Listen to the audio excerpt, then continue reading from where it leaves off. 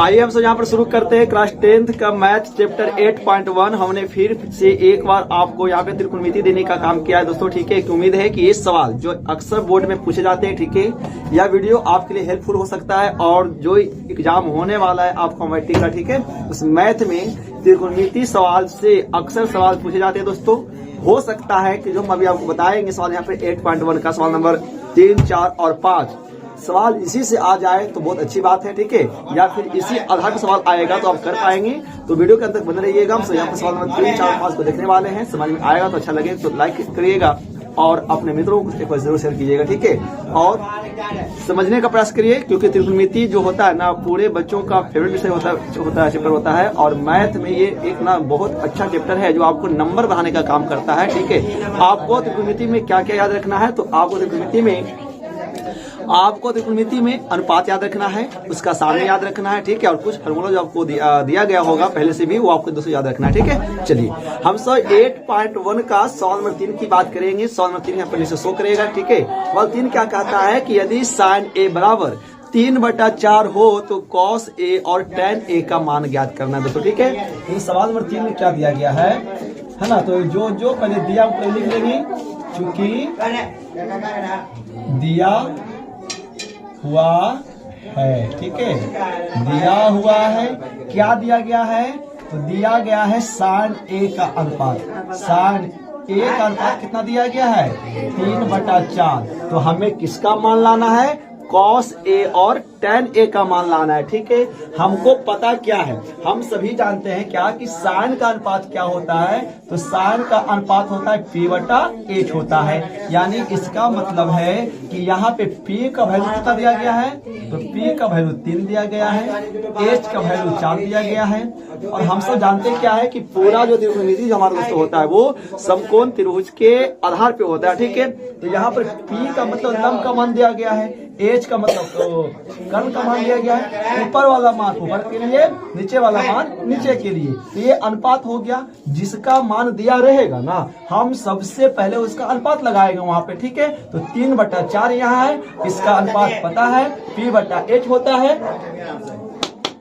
p का मान 3 बताओगे तो यहाँ ध्यान दीजिएगा, p का मान कितना 3, h का मान कितना 4। तो हमें जब लंब और कर्ण मिल जाएगा दोस्तों, तो हमको एक चीज और क्या लाना है, हमको लाना है आधार, ठीक है। जब तक आप समकोण त्रिभुज के तीनों भुजाओं का मान नहीं ज्ञात करेंगे तब तक आप कोई अनुपात को नहीं ला सकते, ठीक है। तो याद रखिएगा, कभी कभी p भी दे दे आपको h लाना पड़ेगा, h भी दे दे b लाना पड़ेगा। तो तीनों चीज कर्ण, लंब और आधार, ये तीनों का वैल्यू पता रहेगा ना, तभी आप और कोई दूसरा त्रिकोणमिति अनुपात का वैल्यू ला सकते हैं, ठीक है। चलिए, तो हमने बताया था क्या कि यदि आधार लाना रहेगा ना, तो क्या करेंगे, यहाँ पे कर्ण में क्या करेंगे, लंब को घटाएंगे। क्या करेंगे सर, कर्ण पे लंब को घटाएंगे।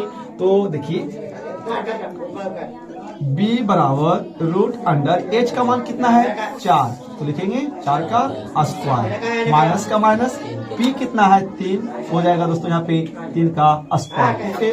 चलिए b बराबर कितना हो जाएगा, √4 का स्क्वायर कितना होता है, तो 4 का स्क्वायर 16 होता है, 16 लिखेंगे, माइनस 3 का स्क्वायर कितना होता है, 9 होता है, तो कितना हो जाएगा, 9 हो जाएगा यहाँ पे। तो ये हो गया ना।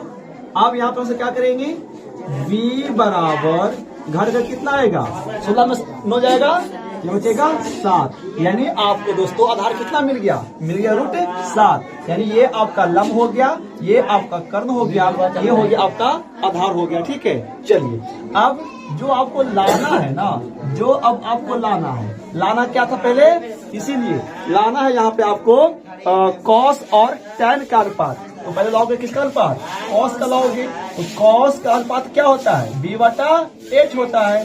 तो अब बताओ b का मान कितना आया, अभी √7 आया, बटा h चाहिए, h मतलब कर्ण कितना है 4। तो ये किसका अनुपात हो गया, cos का अनुपात हो गया, ठीक है। अब लाना है किसको, tan a का अनुपात। तो tan का अनुपात क्या होता है, p/b होता है ना, यानी लंब बटा आधार होता है। तो p कितना है, p यहाँ पर है 3 और आधार कितना है √7। तो इस प्रकार से आपको यहाँ पे क्या करना है कि अनुपात लाना है, ठीक है, नहीं खत्म होगा, ठीक है। तो आपको ये अनुपात लाना था कि यदि sin a बराबर 3/4a है तो cos और tan a का अनुपात ज्ञात करें, ठीक है। समझ में आया होगा। चलिए वीडियो में अंत तक बने रहिएगा। अब आगे और लिखाते हैं। तो 3 के बाद हम सब सवाल नंबर 4 को देखते हैं। सवाल नंबर 4 क्या कहता है? सवाल नंबर 4 है कि यदि 15 cot a बराबर 8 हो, है ना, यदि 15 cot a बराबर 8 हो तो sin a और sec a का मान ज्ञात कीजिए, ठीक है। यानी 15 cot a बराबर 8 हो तो sin a और sec a का मान ज्ञात करना है, ठीक है। आपको क्या करना है? वही चीज करना है। पहले लिखेंगे चूंकि दिया हुआ है, क्या दिया हुआ है? हाँ, लिखना है कि क्या पहले दिया गया, ठीक है। तो दिया गया सबको क्या जी? सबको दिया गया है कि 15 cot a बराबर 8 दिया गया है, ठीक है। देखिए बात वही है, आपको समझना है हल्का सा। 15 cot a बराबर 8 दिया गया है कि 15 cot a का मान 8 है ना, तो हमको लाना है 1 cot का मान। तो 1 cot का मान लाने से क्या करेंगे?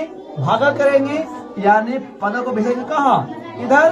तो 15 इधर गुना में आएगा तो बटा में, भागा में हो जाएगा, इसीलिए क्या हो जाएगा?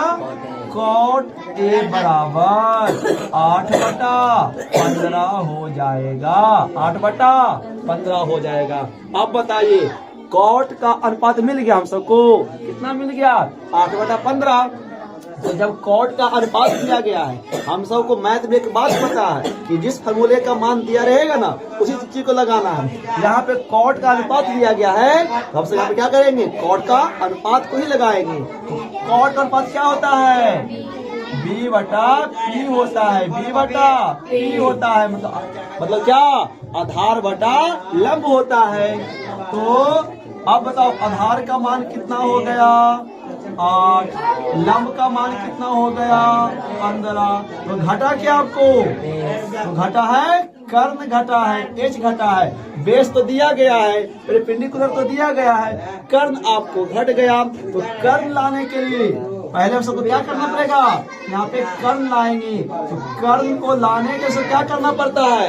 लंब और आधार को जोड़ना पड़ता है। यानी फॉर्मूला क्या होता है? h बराबर p² प्लस b²। क्या होता है फॉर्मूला?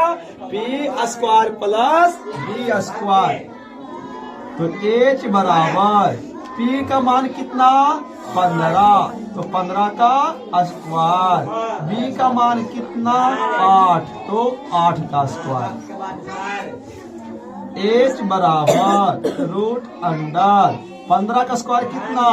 225 प्लस 8 का स्क्वायर कितना? 8×8 64 होता है। यहाँ तक कोई दिक्कत है? बस तो दिक्कत नहीं था, बना क्यों नहीं रहे थे भाई? आप सवाल ऐसा बोर्ड में आएगा एक बार, है ना, आपको ध्यान समझने की बात है, आप समझिएगा हो जाएगा। तो h बराबर √अंडर 225 और 64 जोड़ के कितना होता है? तो मेरे हिसाब से 289 होता है। जब हमको पता है, बाकी होता है तो आप समझ रही है ना जी, होता ही है। इसका वर्गमूल कितना होता है? तो 17 होता है। 289 का वर्गमूल कितना? 17। एक बात हम आपको बताए थे कि जब 8 और 15 दिया रहेगा ना तो एगो 17 ही आवेगा। लिखाए थे किसमें? पाइथागोरस ट्रिक में लिखाए थे, आपको याद है कुछ बातें? ऐसा है 15 8 और ये नहीं लिखवाए थे, छूट गया होगा। 15 8 रहेगा ना तो 17 ही आवेगा। कल हमेशा लिख लीजिए बातें लोग। यदि लंब और आधार 15 और 8 रहेगा सर तो हमेशा कर्ण 17 ही आएगा। एक बात याद रखोगे, ऐसे 15 लिख लीजिए, 8 लीजिए और कर्ण कितना लिखे? 17। ये पाइथागोरस ट्रिक का कोड है, कुछ बहुत ज्यादा लागू कर जाता है, ठीक है। चलिए अब आपको यहाँ पे कर्ण मिल गया। तो जब कर्ण मिल जाएगा सर तो क्या करोगे? अब जो अनुपात लाना है तो हमको 4 में क्या लाना था? 4 में लाना था sin a और sec a का मान। अब बताओ सर, इसीलिए साइन ए बराबर अनुपात क्या होता है, P बटा H होता है। तो P बटा H, तो P कितना होता है, P होता है 15 दिया गया है, कर्ण कितना आया 17, तो इसका अनुपात कितना 15 बटा 17। कोई दिक्कत है नहीं। अब अनुपात क्या लाना है, फिर लाना है किसका, सेक ए का लाना है। तो सेक ए का अनुपात सबको पता है कर्ण बटा आधार होता है, कर्ण बटा आधार यानी H बटा B होता है। तो H बटा B, H कितना जब लाए आप, H आप लाए अभी 17, कितना लाए 17 लाए, और आधार कितना दिया गया है, आधार दिया गया है आपको 8, यहाँ पर दिया गया, देखिए आधार आपको 8 दिया गया है ना। तो ये सेक का अनुपात आ गया और ये साइन का अनुपात आ गया। बताइए समझ में यहाँ तक आया। तो आपको दोस्तों इस प्रकार से सवाल को करना है। बहुत सवाल इजी है, सवाल हमेशा बोर्ड में 2 नंबर में पूछेगा आपसे, ठीक है। कंफ्यूज नहीं होना है, आपको बारीकी से करना है। जो डॉट रहेगा ना वो डॉट क्लियर करना पड़ेगा, ठीक है। तो चलिए हम सब सवाल नंबर आगे को बढ़ते हैं। इसका एक आप स्क्रीनशॉट लीजिए, ठीक है। तो सवाल नंबर 4 के बाद सवाल नंबर 5 जो है बहुत इंपॉर्टेंट होगा, ठीक है। सवाल 5 आपको देखना है दोस्तों। सवाल नंबर 5 यहाँ पर शो करने वाला है। सवाल 5 क्या कहता है कि यदि सेक थीटा बराबर, देखिए अबरी जो अनुपात दिया गया है ना, एक मिनट, अबरी जो अनुपात दोस्तों दिया गया है वह अनुपात थीटा के रूप में दिया गया है ना। अबरी बोला है कि सेक थीटा बराबर 13/12 हो तो अन्य सभी त्रिकोणमितीय अनुपात परिकलित कीजिए। यानी अबरी आपको जितने भी अनुपात लाना है वो सब के सब अनुपात थीटा में लाना है, ठीक है। थीटा में पूछे तो आपको लाना पड़ेगा थीटा के रूप में, दे देगा ए के रूप में तो लाना पड़ेगा ए के रूप में ना। चलिए आइए यहाँ पर सवाल 5 लगाते हैं। बहुत सवाल इंपॉर्टेंट है 5, ठीक है।